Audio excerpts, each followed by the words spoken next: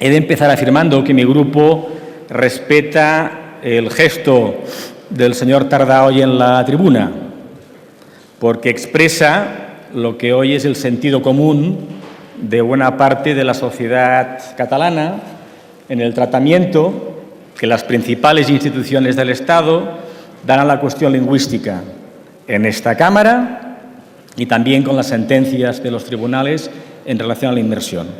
Y, por tanto, insisto, respetamos ese gesto, entendiendo que nuestra obligación hoy, en este debate, es posicionarnos en relación a un Real Decreto de una importancia muy evidente.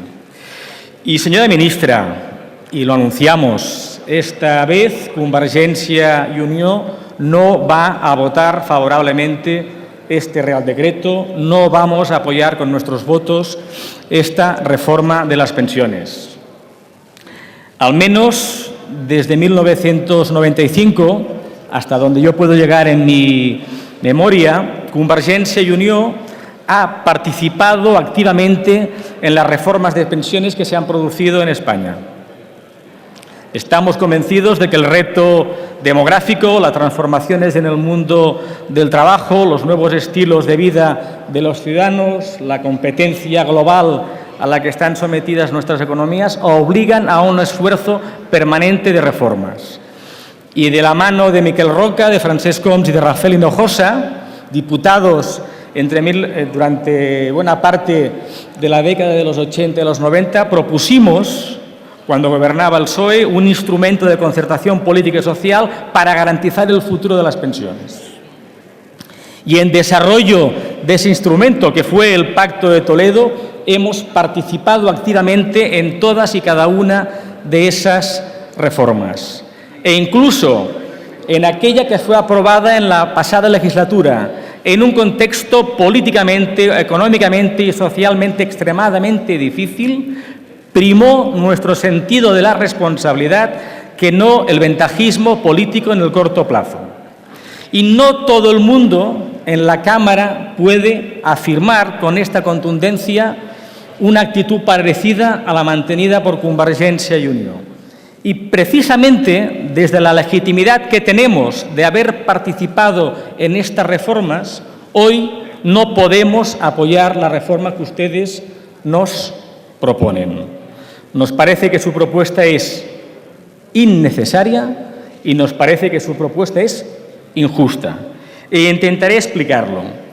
Pero si me permiten, además, nos parece que es un grave error confundir los problemas que hoy tiene nuestro sistema público de pensiones, que no son tanto fruto del impacto de la demografía, sino del impacto de la crisis y de la destrucción de empleo. Y que las respuestas que se necesitan en el medio y largo plazo no pueden estar tan condicionadas por las urgencias de la situación económica que vive España. Y que las respuestas que se deben dar en el corto plazo para garantizar la fortaleza del sistema de pensiones tienen que ver con una política económica orientada al crecimiento y a la creación de empleo. Hoy la demografía en el 2013 no es nuestro reto, lo va a ser en el medio y largo plazo. Les decía que esta reforma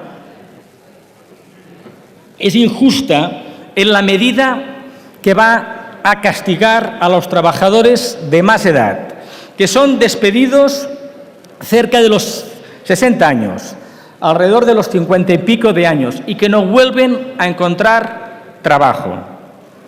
A esos trabajadores, las reformas que ustedes hoy están proponiendo a la Cámara, los van a castigar de manera dura, porque además no han desarrollado ninguna de las políticas públicas que la Comisión Europea les viene exigiendo precisamente para facilitar la permanencia activa de estos trabajadores en el mercado de trabajo, para acompañarles en el supuesto que pierdan en el desempleo, para reciclarles profesionalmente mientras están trabajando, mientras están activos.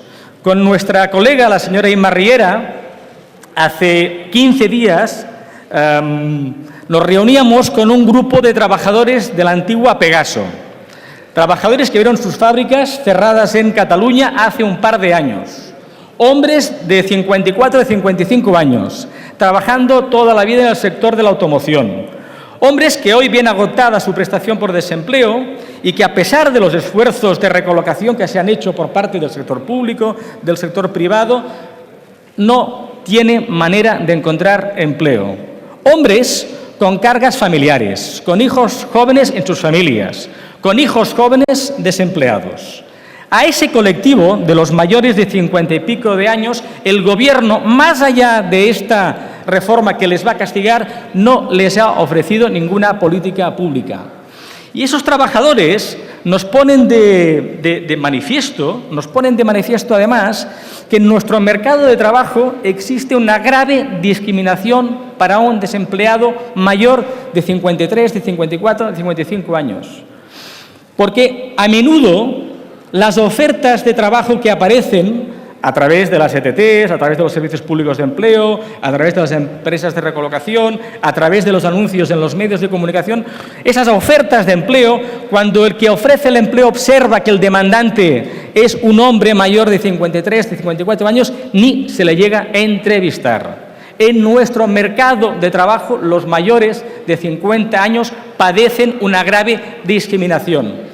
Y a ese colectivo que no tiene oportunidades de encontrar empleo, penalizarles el régimen existente de las jubilaciones anticipadas nos parece injusto y, si me permiten, cruel.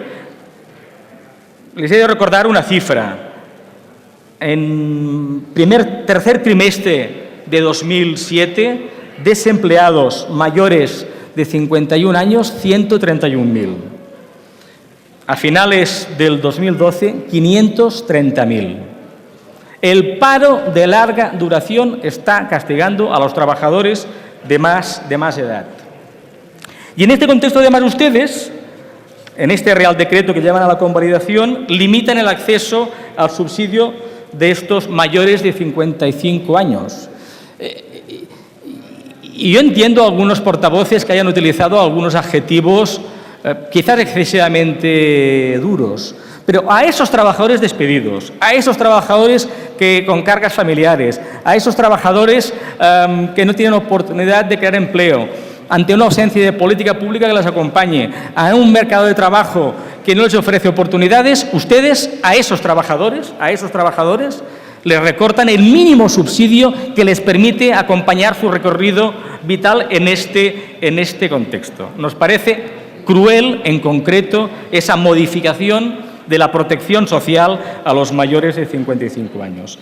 Y les decía que es innecesaria.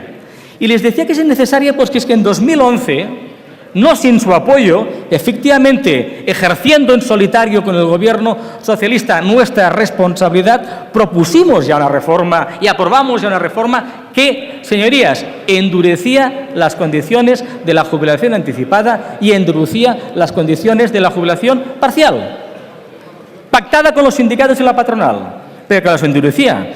Y, señorías, ustedes hoy pretenden que aprobemos una modificación de aquella reforma que no ha podido entrar en vigor y que no sabemos si hubiese producido los efectos que quienes la apoyamos en su momento creíamos que iba a producir. Porque, señorías, se afirma, yo creo que a veces de una manera excesivamente escandalosa, que tenemos un problema en relación a las jubilaciones anticipadas. Lo tenemos, efectivamente. Pero si ustedes observan la evolución, al menos desde 2005, las jubilaciones anticipadas, en términos porcentuales, no están creciendo. Es más, lentamente van disminuyendo. Y la respuesta quizás no está tanto en dar más palo a la gente, sino introducir mayor zanahoria, mayores estímulos para que la gente efectivamente continúe en el mercado de trabajo. En este sentido, ustedes en su reforma introducen una cuestión que con el señor Burgos en el Pacto de Toledo defendimos, en las recomendaciones, cuál es la compatibilidad entre pensión y trabajo por cuenta ajena y por cuenta propia. Va en la buena dirección. Conceptualmente no nos oponemos a ellos. Somos conscientes de que hoy va a ayudar a relativamente poca gente y a las personas que tienen más oportunidades de no vivir esa discriminación. Pero ese incentivo es claramente insuficiente. No es un incentivo que compense el palo que introduce este Real Decreto. Y sin olvidar que trabajadores públicos, trabajadores autónomos continúan sin ver desarrolladas las opciones de su jubilación anticipada, como mandata el Pacto de Toledo y mandata la Ley 27/2011, y que continuamos sin desarrollar una nueva configuración de aquellas profesiones que exigirían también coeficientes reductores menores en función precisamente de sus actividades. Continúa pendiente, tampoco han desarrollado esas cuestiones. Y finalmente, y termino, señor presidente, a pesar de todo, mi grupo se resiste a pensar que el Pacto de Toledo está condenado a morir.